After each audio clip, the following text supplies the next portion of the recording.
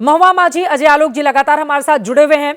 महुआ जी, अब दो में से एक एग्जिट पोल जिसका जिक्र आपने शुरू में ही कर लिया था, वो तो आपके लिए ही अच्छी खबर, अच्छे दिनों के संकेत कर रहा है और वो आंकड़े भी हमने आपके सामने रख दिए। अगर एक्सिस माई इंडिया पर आप भरोसा कर रही हैं और आपकी सरकार बन रही है, तो दो बड़ी बातें जो आप लोगों की ओर से किए गए थे काम, जिसके आधार पर आप लोग ये वोट हासिल करने में कामयाब रहे, वो क्या रही?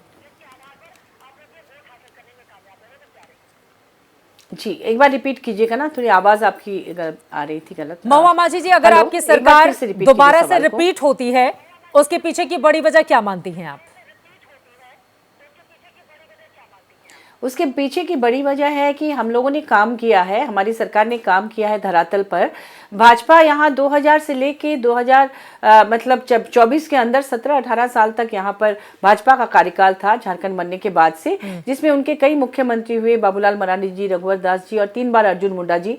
लेकिन वहां पर महिला तस्करी की समस्या सबसे ज्यादा रही। पूरे देश में झारखंड बदनाम रहा महिला तस्करी को लेकर। इसे रोकने के लिए माननीय हेमंत सोरेन जी ने मैया समान योजना लाया।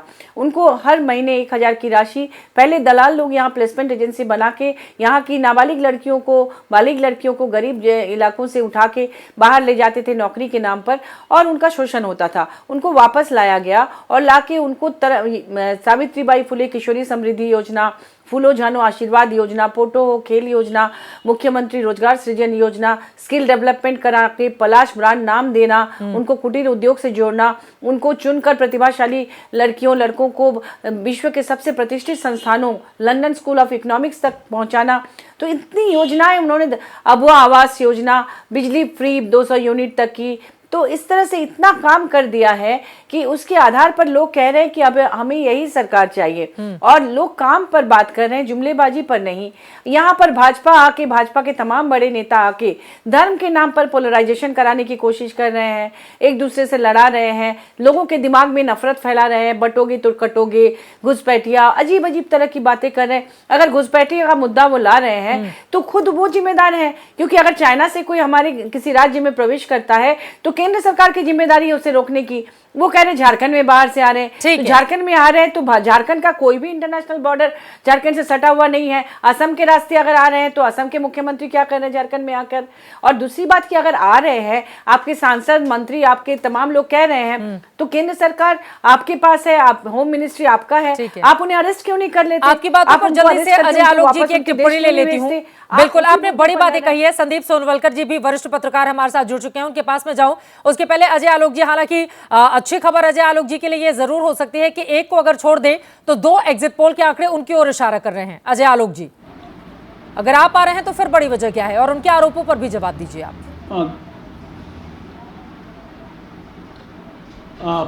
एग्जिट पोल के बारे में तो मेरा वही जवाब है चित्रा जी, बहुत बहुत प्रणाम, धन्यवाद।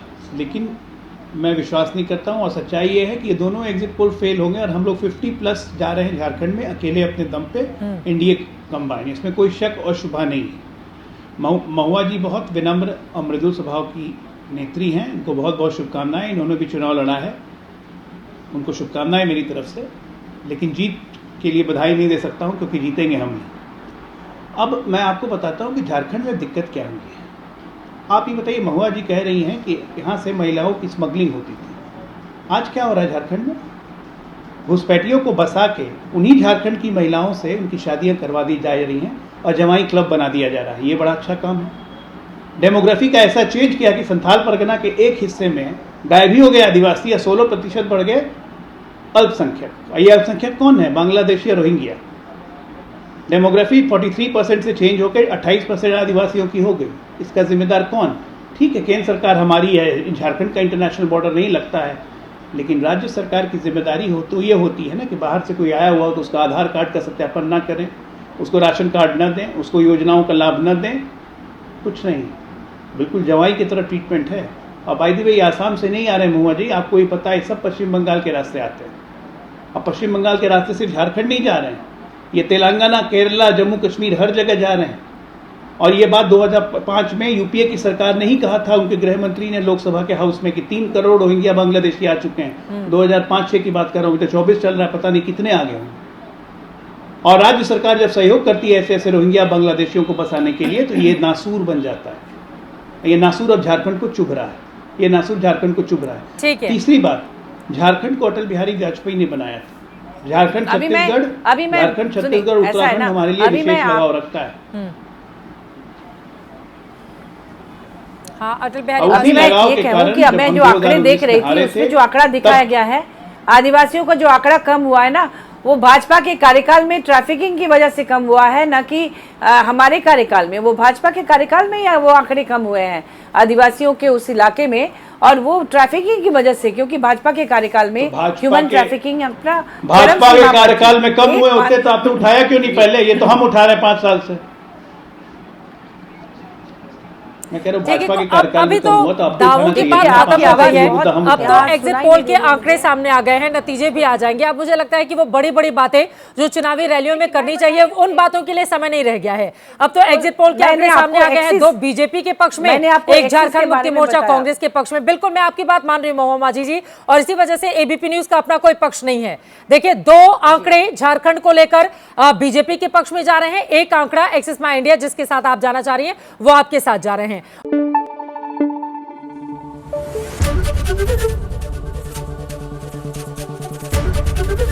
एबीपी न्यूज आपको रखे आगे।